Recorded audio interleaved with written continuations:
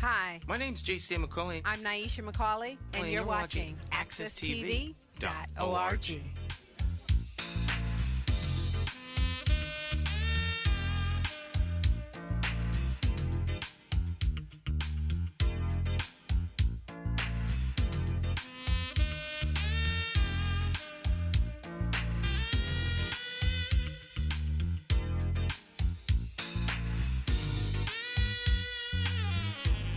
All right, my friends, once again, it is indeed time to get our talk on. It's Morning Talk with me, your host, J.C. McCauley, along with the champions of talk this morning. We've got Dr. Maya Bowen and Luis Cacique Delgado in the house. Let's start off with Mr. Delgado. How are you, sir? How are you doing? Good morning, Stan. Good morning, Dr. Maya, and good morning to all our viewers and our listeners. How was your weekend? It was phenomenal, Stan. Once again, we did the family thing. I had a chance to speak with my aunt in Puerto Rico, and she's the one that I stay with when I visit. So it was a really wonderful weekend. Fabulous. Indeed, it was. So yes. wait. Were you in Puerto Rico over the weekend? No. I spoke to her over the phone. I wish Oh, I was. okay. I was wondering then, was I paying attention? I missed something there. It's in Puerto Rico. Well, wait. He was just like, yeah, I just dropped in Puerto Rico real quick. Yeah, I dropped down to the island. Spent I had lunch, dinner, and I came back. I'm working on that, Stan. Oh, okay. I'm working on that level. Okay. Yes. Yeah, some folk got it like that, you know. I believe that's true. Oh yeah. Dr. Bowen, how are you? I'm pretty good. I'm enjoying the fact that as the days go by, we get closer to the end of the semester. We just finished up midterm week, and so the journey continues. And I'm looking forward to having some discussions with a few of my students related to what their strategy will be to complete their respective courses successfully. All right.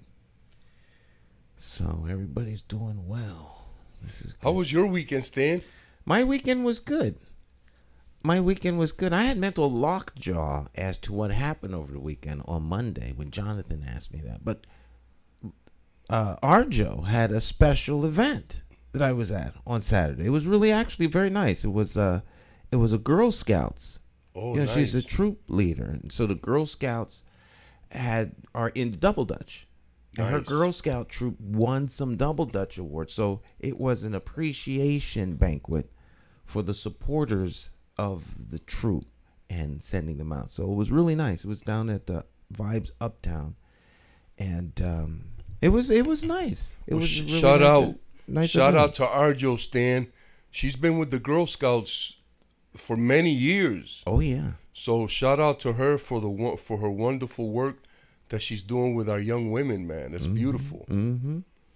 Training them, bringing them, and being examples. It was a nice event. It was a nice event. Other than that, I've been doing very well. All is well. Very, very, very busy. Yeah, that's awesome. It's been real busy. As long as it's productive, busy's good. Yeah. I have no complaints with busy, but real busy. Yeah. Good. Yeah. You been busy? Yes, Stan, I've been busy. I've been busy trying to, keep my business going. And, while I'm on that subject, thank you to all of my supporters, man. And also my wife, man. She got a little bit excited, about the fact that, she wanted to do something. So she's trying to do something with some Mary Kay and some other stuff, Mm-hmm. So, it's a start. We got to start somewhere. Absolutely. Being in business. Soulpreneur versus entrepreneur. We had a guest on Monday. I like that word. A soulpreneur? Yeah. Yeah. She was saying that new businesses are, a lot of them are soulpreneurs, and which is not bad by any stretch of the imagination. But in terms of starting businesses that can employ people, that is not as dynamic within our community as I guess she would like for it to be. Because if we had more robust or more, larger entities where we would be employing larger swaths of our community. But I don't know. I don't know. I just don't know. Well, I'm so happy that you raised this, Stan, because one thing that I know is that I was talking to a businessman in New Britain yesterday, and he was telling me, man, he said it's really hard to do business here because you have to pay for a license for everything. If you want to sell vapes, you need a license. If you want to sell cigarettes, you need a different type of license. If you want to sell, different things, you need it. So the government they make it kind of hard, and so we have to look at how all these things are structured to make sure that they're being done in an equitable way, so we can start businesses. The other thing is, Stan, is that right along with that same stuff, it's really not that hard to employ someone if it wasn't so difficult.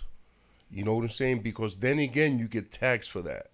So, we have to look at a lot of things that we kind of just accepted and went on with it to make sure that they're being done in an equitable and in a way that is, there's justice behind it. You know what I'm saying? Absolutely. Interesting. As a business major, really and truly, it's all, if it doesn't make dollars, it doesn't make sense. And so, from the perspective that in business school, now that I think back, a lot of what we were given in terms of information was a lot of theoretical type of things that are applicable, but unless it is that you're actually foot on the ground doing the actual work, it doesn't really connect with you. And so, just speaking on the equity aspect of it, and I'll say this, in terms of things being the way they are in the business world, where you have to get licenses and all that good stuff.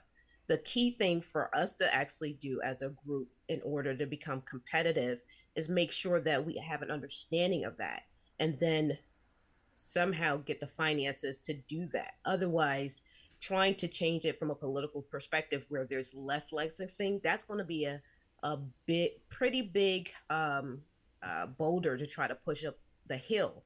So on the offset, given that things are the way they are, we have to have an understanding of how to maneuver in those specific environments in order for us to actually get our grounding. Otherwise, again, things aren't really going to change for us in terms of the equity aspect. As a matter of fact, per taking several, I want to say, workshops related to diversity, equity, and inclusion, unless it is that all businesses make it mandatory for all employees to attend these workshops, that thinking and behavior that follows is not going to actually sift through the major crevices that really do need to have an understanding of diversity, equity, and inclusion. Now, here's the thing: where it is that individuals don't participate in those specific workshops or professional developments, there lies the problem. Because if it's not mandatory for all,